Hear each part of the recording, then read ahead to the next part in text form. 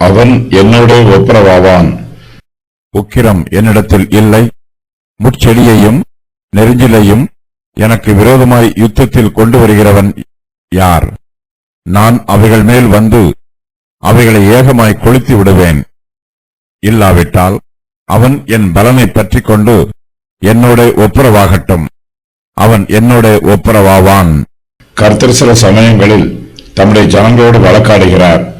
ஆனாலும் அவர்கள் தங்களை தாழ்த்தி ஒப்புக் கொடுக்கும் போது கர்த்தர் அவர்களை ஆதரிக்கிறார். அவர்களுக்கு தம்முடைய இரக்கத்தையும் கிருபையையும் காண்பிக்கிறார். கர்த்தர் அவர்களோடு ஒப்புரவாகுகிறார். கர்த்தர் தம்முடைய சுபாவத்தை பற்றி சொல்லும்போது உக்கிரம் என்னிடத்தில் இல்லை என்று சொல்லுகிறார். கர்த்தருக்கு அவருடைய திராட்சை தோட்டத்தின் மீது உக்கிரமோ கோபமோ வெறுப்போ இல்லை. திராட்சை தோட்டம் கர்த்தருடையது. கர்த்தர் தம்முடைய தோட்டத்தில் நல்ல திராட்சை ரசத்தை தரும் நல்ல பழங்களை தேடி பார்க்கிறார். திராட்சை தோட்டத்தில் நல்ல திராட்சை கொடிகளுக்கு பதிலாக முட்செடிகளும் நெருஞ்சிலும் இருக்கிறது. கர்த்தருக்கு கோபம் உண்டாகிறது. கர்த்தர் முட்செடியையும் நெருஞ்சிலையும் கூட்டி சேர்த்து அவைகளை ஏகமாய் கொளுத்தி விடுவார். கர்த்தர் தம்முடைய ஜனங்களோடு கோபமாய் இருக்கும்போது அவர்கள் தங்களை தாழ்த்த வேண்டும், ஜெபிக்க வேண்டும், கர்த்தருடைய முகத்தை தேட வேண்டும். விசுவாசிகள் கர்த்தருடைய பலனை பற்றி கொள்ள வேண்டும், கர்த்தரோடு சமாதானமாய் இருக்க வேண்டும் என்று நாட வேண்டும். கர்த்தரோடு ஒப்புரவாக வேண்டும். கர்த்தருக்கு விரோதமாய் கலகம் பண்ணினால் நமக்கு நிச்சயமாய் அழிவு வரும். தேவனுக்கும் மனுஷனுக்கும் இடையே பழைய பகை இருக்கிறது. பாவம் மனுஷனுக்குள் பிரவேசித்த காலத்தில் இருந்தே இந்த பகை வந்துவிட்டது. இந்த பகையை நீக்கிவிட்டு கர்த்தரோடு சமாதானமாய் இருப்பதற்கு நமக்கு ஒரு வாய்ப்பு கொடுக்கப்பட்டிருக்கிறது. தம்மோடு ஒப்புரவாக வருமாறு கர்த்தர் நம்மை அன்போடு அழைக்கிறார்.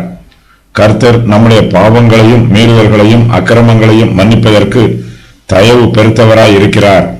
கர்த்தருடைய மன்னிக்கும் கிருபையே அவருடைய பலன். விசுவாசிகள் கர்த்தருடைய மன்னிக்கும் கிருபையாகிய அவருடைய பலனை பற்றி கொள்ள வேண்டும். நம்முடைய கர்த்தராகிய இயேசு கிறிஸ்துவே கர்த்தருடைய புயமாய் இருக்கிறார்.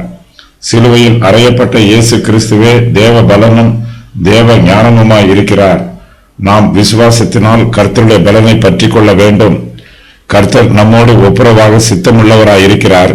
நாமும் கர்த்தரோடு ஒப்புரவாக வேண்டும் என்று சித்தமுள்ளவர்களாய் இருக்க வேண்டும். கர்த்தரோடு ஒப்புரவாக வேண்டும் என்று விருப்பமுள்ளவன் அவரோடு ஒப்புரவாவான். கர்த்தருடைய திராட்சை தோட்டம் என்பது யூதாவை குறிக்கும். கர்த்தர் தம்முடைய திராட்சை தோட்டத்தின் மீது உக்கிரமாக இல்லை. 1000 வருஷ அரசாட்சியில் எல்லா தேசங்களிலும் உள்ள இஸ்ரவேலர்கள் கூட்டி சேர்க்கப்பட்டு இஸ்ரவேல் தேசமாக ஸ்தாபிக்கப்படுகிறார்கள். மேசியாவின் ஆட்சி காலத்தில் அவர்கள் எல்லோரும் ரட்சிக்கப்பட்டு ஆசீர்வதிக்கப்படுவார்கள். கர்த்தருடைய சத்துருக்கள் முட்செடியையும் நெருஞ்சிலையும் போல இருக்கிறார்கள். கர்த்தர் அவர்களை ஏகமாய் கொளுத்தி விடுவார். அவர்கள் கொளுத்தப்படக்கூடாது என்றால் கர்த்தரோடு ஒப்புரவாக வேண்டும். அவர்கள் கர்த்தருடைய பலனை பற்றி கொள்ள வேண்டும். கர்த்தரோடு சமாதானமாக இருக்க வேண்டும். அவர்கள் கர்த்தரோடு ஒப்புரவானால் அவர்களும் இஸ்ரவேலோடு ஆசீர்வதிக்கப்படுவார்கள்.